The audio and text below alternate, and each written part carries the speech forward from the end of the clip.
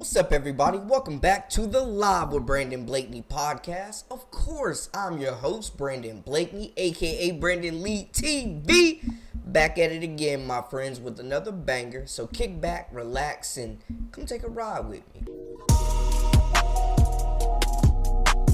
You are now locked into the Live with Brandon Blakeney podcast. Here is your host, Brandon Blakeney. So it was recently leaked on X, Twitter, whatever you want to call it, that Caitlin Clark, reigning WNBA Rookie of the Year, finished fourth in MVP voting, led the WNBA in year one in assists, and took her team to the playoffs, makes more money from one public speaking engagement than her entire WNBA salary for 1 year.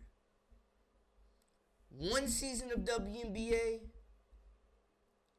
over 76,000.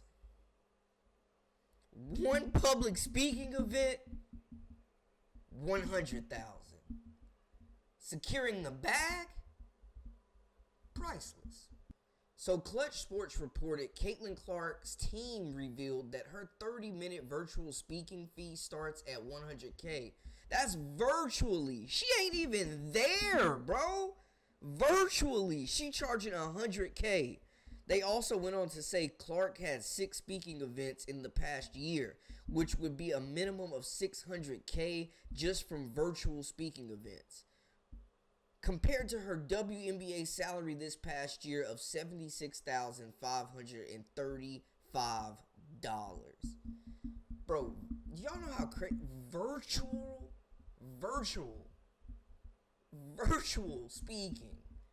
She's not even leaving her home, potentially, doing public speaking events for $100K. When you talk about a player in demand that shifts the needle, and this really goes to Bill Simmons' his statement as well, when he mentioned Caitlin Clark being more popular than any NBA player even, than under 30. Caitlin Clark, a bigger under 30 star than any under 30 star in the NBA? Yes.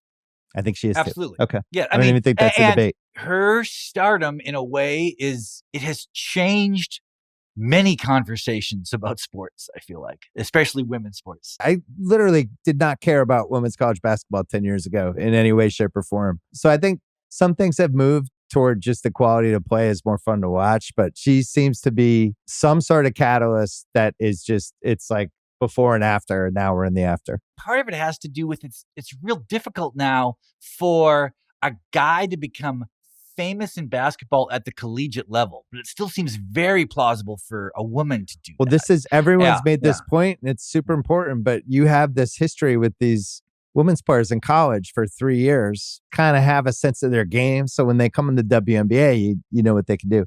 The Caitlin Clark effect is in full.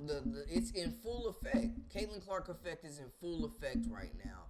She is the most popular women's athlete on the face of the earth right now. I think it's genuinely safe to say.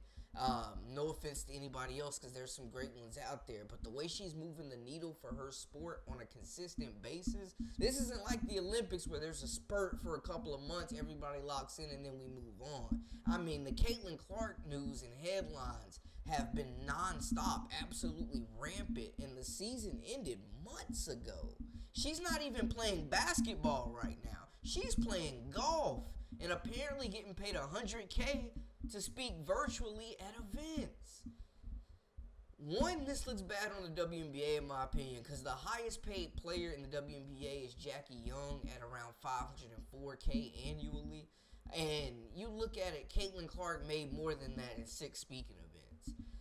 You know, this new CBA deal, definitely going to be something to keep an eye on. Could be a potential strike if they not careful. But the fact that every player that is in the league is not getting these opportunities that Caitlin have.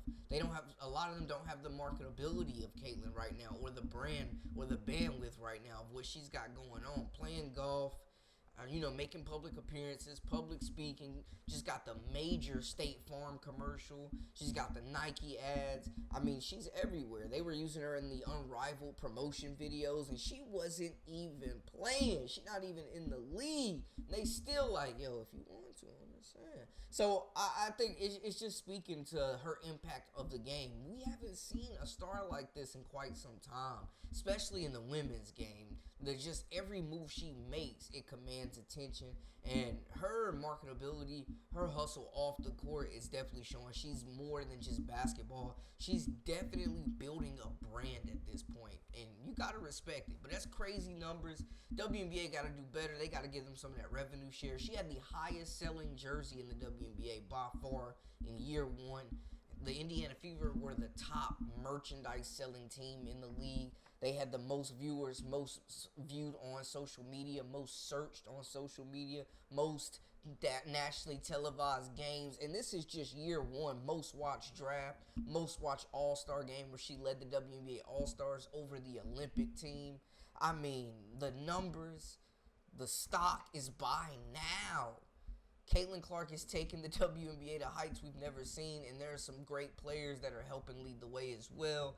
But, man, we cannot ignore the fact that she is absolutely moving the needle no matter what room she walks into, and that's facts. Y'all make sure to hit that subscribe button, comment, like, share, all that good stuff to stay up with the latest and the greatest. Join our memberships. We got exclusive content coming daily, weekly, whenever you need it. And follow us on social media at Brandon Lee TV. Until next time, we out.